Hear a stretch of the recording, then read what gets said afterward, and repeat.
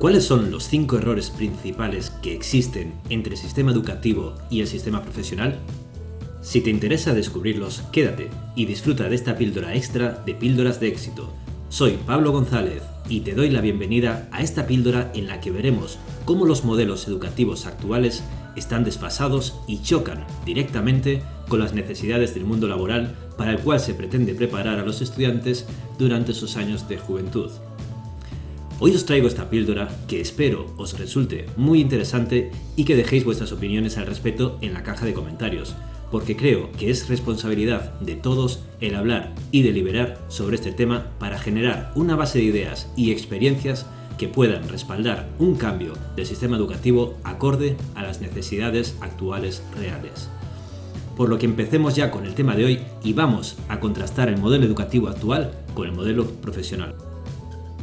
Empecemos diciendo que el sistema educativo actual es el mismo que se lleva aplicando en los últimos siglos. Más allá de las materias impartidas, los medios utilizados, las reducciones de horarios y las pérdidas de autoridad de los formadores, el sistema educativo sigue exactamente el mismo patrón desde hace siglos.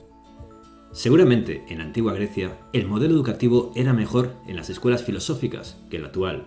Allí exponían los problemas en conjunto para deliberar sobre ellos y buscar una solución, y cuando la encontraban, la exponían. En este sentido, la educación ha perdido gran parte de su objetivo. ¿Pero por qué digo todo esto? Pues voy a ir tratando algunos puntos que considero deberían estar alineados y que deberían fomentarse en la fase de estudio con respecto a las necesidades que se generan en las empresas. Comencemos, por tanto, con estos puntos. El primero que considero aquí es el trabajo en equipo. Es indudable, y creo que todos coincidiréis conmigo, que lo más importante en una empresa es el trabajo en equipo. Los únicos trabajadores que no tienen esta necesidad son los autónomos sin empleados, que reciben una solicitud, la ejecutan y cobran por ello. E incluso estos deben trabajar en equipo porque seguro que la contabilidad se la lleva una gestoría con la que deben coordinar para entregar la documentación en tiempo y forma.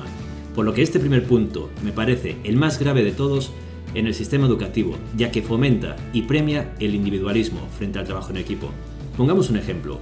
Cuando un alumno hace un examen, el examen es individual, no puede consultar dudas ni hacer planteamientos con sus compañeros, lo cual corta de raíz el trabajo en equipo y fomenta el individualismo y la competitividad insana de ver quién saca la mejor nota. Y por tanto, tratar de ocultar la información. No dejo copiar porque yo me sé esta pregunta y quiero ser reconocido por ello con una nota mayor que la de los demás. Esto, a la larga, genera que los empleados no compartan la información con sus compañeros y compitan de manera insana entre sí, dificultando el trabajo de los demás para destacar y que se tengan problemas a la hora de compartir el conocimiento dentro de la empresa con los miembros de sus equipos. Porque la información finalmente es poder y si soy el único que sabe hacer esto, soy intocable. El segundo punto es el modelo de engulle y vomita. El modelo de evaluación por exámenes fomenta el síndrome del estudiante, que consiste en dejar todo para el último día o semana, estudiar ese día y expulsarlo todo al día siguiente, para olvidarse después de todo lo aprendido. Esto genera el conocido síndrome del estudiante que es tan estudiado en la dirección de proyectos, donde si planificas un trabajo y le das el tiempo previsto al trabajador, este ajustará su capacidad de procrastinar al periodo asignado y por tanto nunca cumplirá la fecha o no lo hará con la calidad que podría haber conseguido si no trabajase contra una fecha fija y tuviera una evaluación continua. Esto es lo que todos conocemos como dejar las cosas para el último momento y viene fomentado por nuestro sistema de evaluación puntual instaurado dentro del sistema educativo. El tercer punto es el modelo lingüístico. Este es uno que me preocupa especialmente, y es que en las escuelas se enseñan los idiomas de manera formal y no práctica. Hagamos una demostración del error en el modelo de enseñanza lingüística, usando la técnica de reducción a lo absurdo. Pensemos en un estudiante español que habla español y estudia lengua española. Cuando este estudiante suspende lengua española, ¿significa que no es capaz de comunicarse en español? Entiendo que todos coincidiremos en que, mejor o peor, será capaz de expresarse y transmitir sus necesidades con más o menos errores formales, pero de manera tal que cualquier hispanohablante lo pueda entender. Esto quiere decir que la formación académica concluye que esa persona no sabe lengua española o tiene un nivel muy bajo. Sin embargo, la realidad es que su nivel de comunicación, entendimiento y uso del lenguaje es oral, fluido y nativo, es decir, más que suficiente para trabajar en cualquier empresa donde deba comunicarse en esta lengua de manera oral. Ahora vamos al caso del inglés. Como sigue el mismo patrón de formación y evaluación que la lengua española, lo que nos encontramos es que esa persona va a adquirir un nivel muy bajo de inglés porque se le ha enseñado como la lengua española formal. Si la formación hubiera sido como la recibida de manera no académica del español, es decir, basada en experiencia y uso, este estudiante sería bilingüe, podría comunicarse perfectamente en inglés aunque su inglés formal fuera malo, como le ocurre a muchos ingleses nativos, por eso hacen los concursos del Spelling Bees, de deletreo. Sin embargo, el sistema educativo actual fomenta y valora únicamente el estudio de la gramática y el vocabulario frente al diálogo y las cuestiones situacionales. Las clases de inglés se dan en castellano en muchos lugares, entre otras cosas más. Sin embargo, en las empresas, cuando llega el momento de hacer un trabajo en el extranjero, los trabajadores van y con los recursos de los que dispongan se tienen que defender en función de las acciones que tengan que realizar y en pocas semanas terminan aprendiendo las palabras básicas que les permiten comunicarse con su interlocutor y formar frases sencillas que les permiten cubrir cualquier necesidad que surja.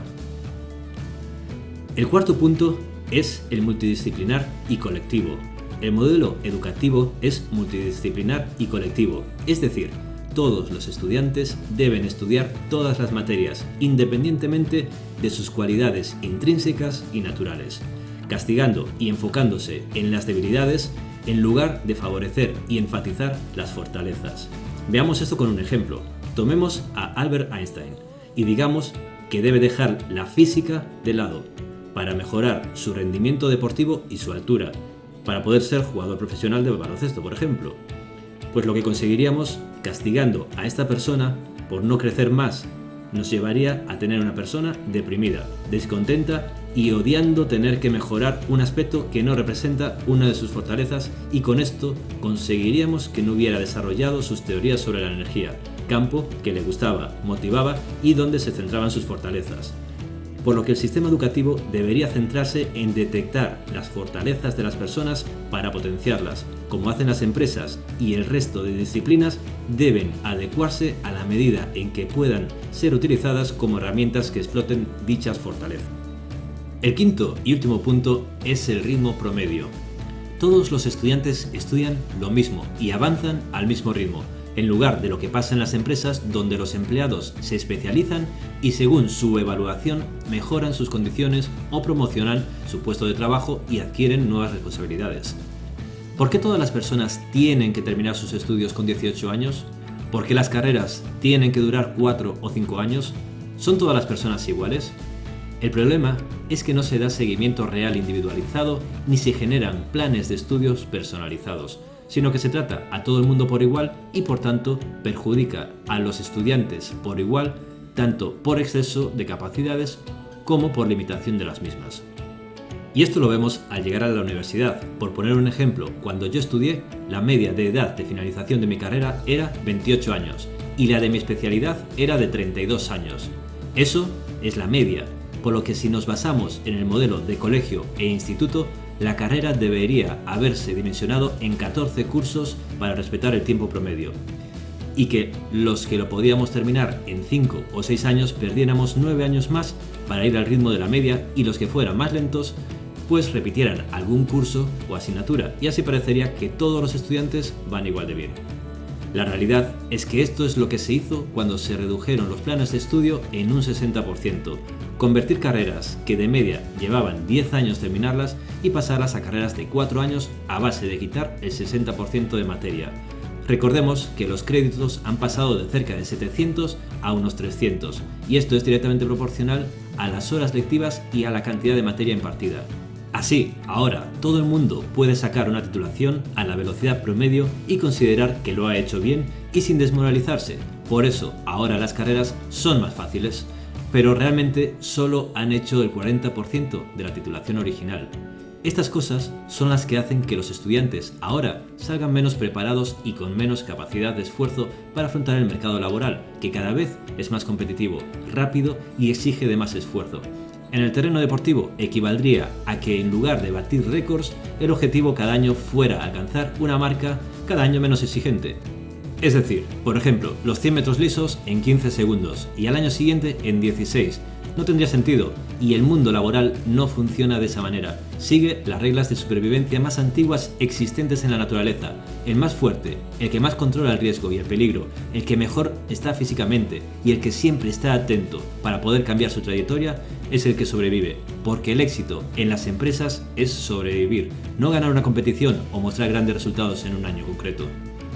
Hasta aquí llega la reflexión del día de hoy con esta píldora extra, que espero te haya gustado y que nos veamos en el siguiente episodio, que saldrá puntualmente el próximo sábado. Recibe un afectuoso saludo de quien te habla, Pablo González, y hasta la próxima píldora.